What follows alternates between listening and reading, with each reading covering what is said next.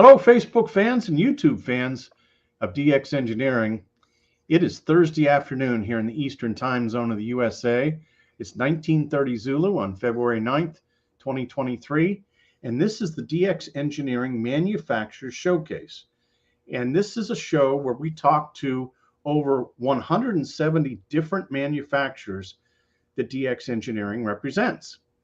And today we have a very special guest. It's Phil, K3UA from DX Engineering. Hello, Phil. Hey, Tim.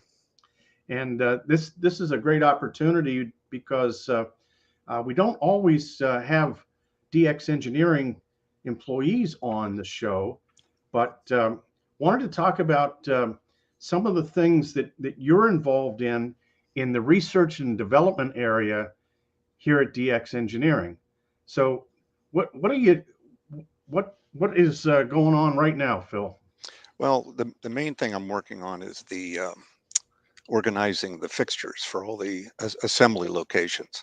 So right now they're just kind of in cabinets and all over the place, and it takes time to find them, find the right one. And so I'm actually putting together a database that will have pictures and links and so forth. So the thing is, there's so many of them.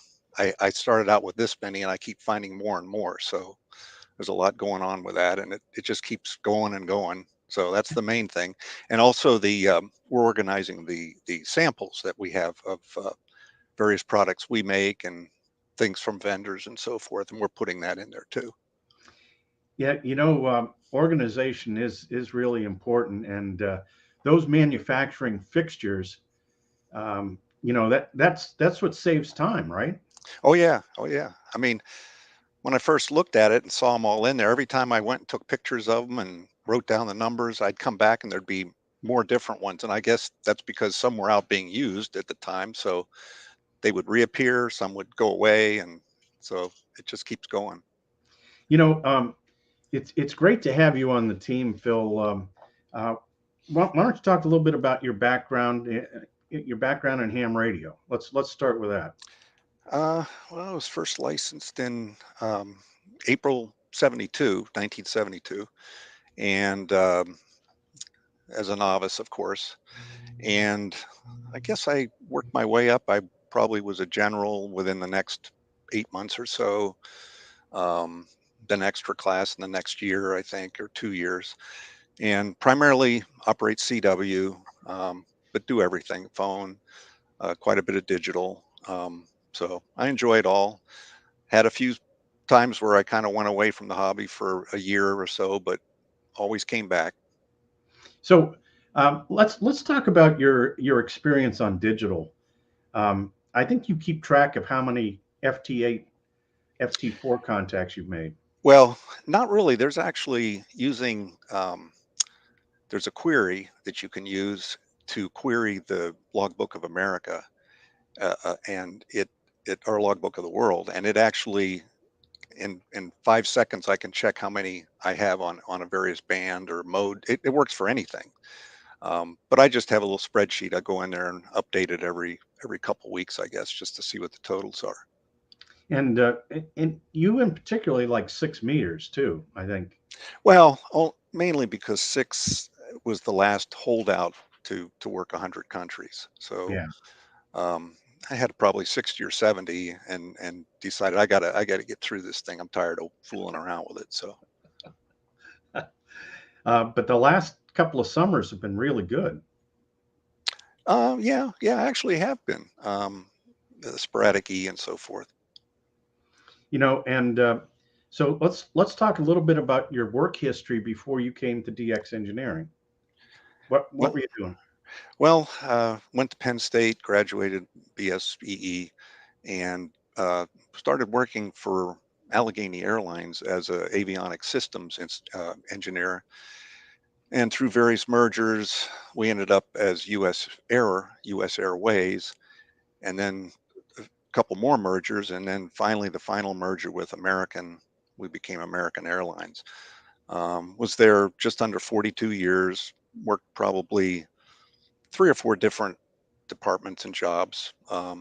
I was a reliability engineer. I was a regulatory compliance engineer, and also like a project and program manager engineer where I managed major projects.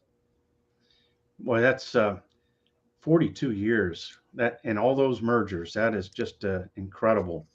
And now, so you retire from American and you decide to come back to work here at DX Engineering. What was the what tripped your trigger to do that?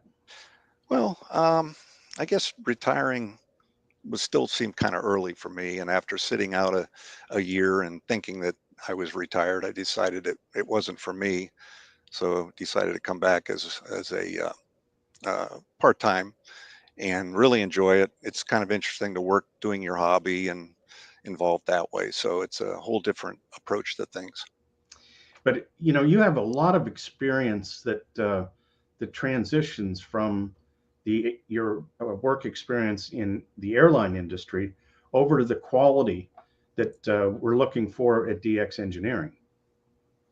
Yeah, yeah. Well, we had to deal with lots of quality in the aviation side of things, and yeah, and actually I can be pretty pretty good stickler for the quality. So And that's one of our hallmarks. I mean, when you think about it, Phil, you know, there are several amateur radio dealers out there, but we kind of stand alone when it comes to manufacturing over 100 or over 1,000 different SKUs of product, and you're right in the middle of it.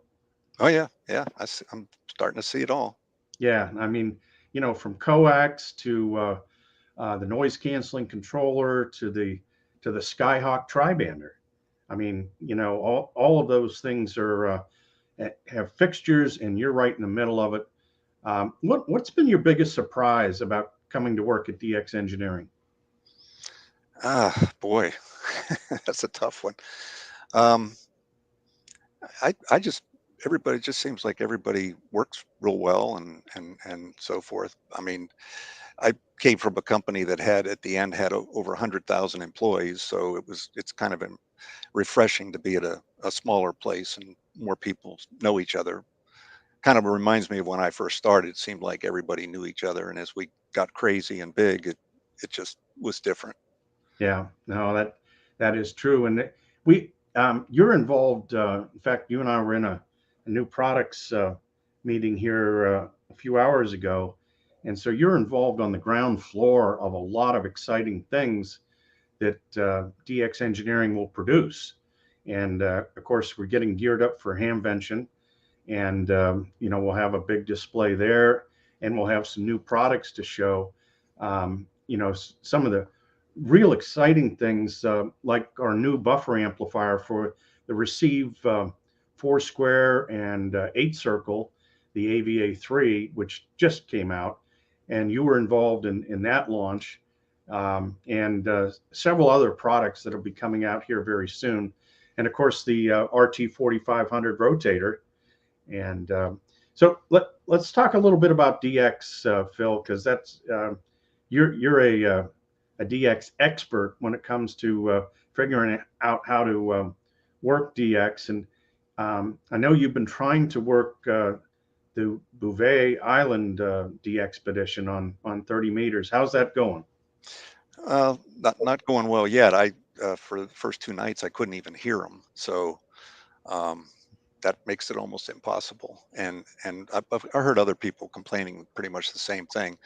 My big concern was that they'd have to leave before I could ever hear them. And so I'm more, it's not like some, well, if they're there 2 weeks, we got plenty of time. But I was more or less worried that they were going to pack up and leave right now. So it hasn't happened yet, but there's been previous operations and I've worked Bouvet on lots of places. So Let's talk about the was it 3 Yankee 0 X-ray? Is that three Y5X. 3Y5X? Okay. And when was that, Phil? That was end of December and January, end of December '89 and January 1990. And you were you able to work them on 160 meters? No, no, I had 160 was hard for me to hear. I had some issues with some noise, and it was just not doing real well. And I heard lots of guys get through, and that was very frustrating. So, but you have worked Bouvet on 160, right? No, no, that Oh, was the only operation oh, wow. that was on 160. Okay. Now, Well, I mean, there's only been the first one was that I worked was in 1979. That was a 20-meter code only. And then in '89, that was the second one that actually was able to be worked. And this one now is basically the third one. So it doesn't happen very often. no. And how many countries do you have confirmed Uh, overall in the oh mix? gosh, what's I don't even know the 359, 358, I Three- think. 358, 359 countries. That's quite a body of work. Yeah, and the majority has been done with some not so great antennas, but there was a time where I had some pretty decent stuff, so I did a lot of it back then.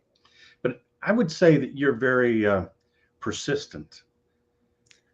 Yeah, yeah, I guess I am, and there's a lot of heartbreak with it too. There's a lot of days trying to come home at lunchtime to get through, and you don't get through, and you go back to work, and you feel miserable because you were so close, and it just doesn't happen, and you can't hear the guy, or right when you think you're going to get through, they decide to shut down, things like that.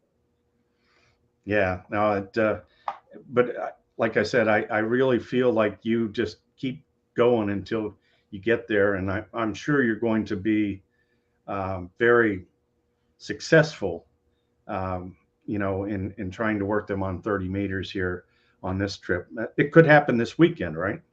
Yeah, I'm hoping in the next day or two. I- if they're there and I can hear them, I think it's going to be pretty quick. Well, So, that's good. That's good. It's exciting. The world of, I mean, you're a contester, but you're really a DXer at heart. I think when it comes to the challenge, the DXEC challenge, do you know what your number is there?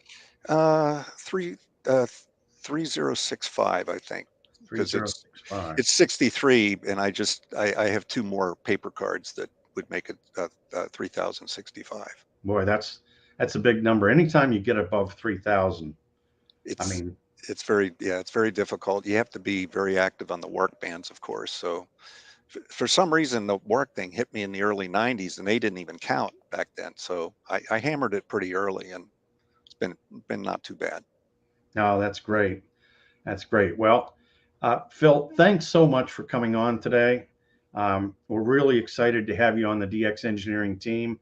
I know, Scott and Corey and we're very excited that you're helping out and making a difference in what we do at DX with all our products. And we really look forward to your contribution going forward. And I hope you're having a good time. Oh That's yeah, that's the main thing.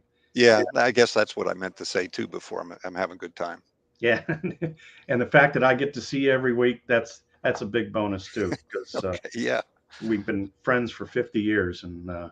it's getting the opportunity to work with you has just been one of the highlights here since you came on board. So really excited to have you. But thanks so much for coming on.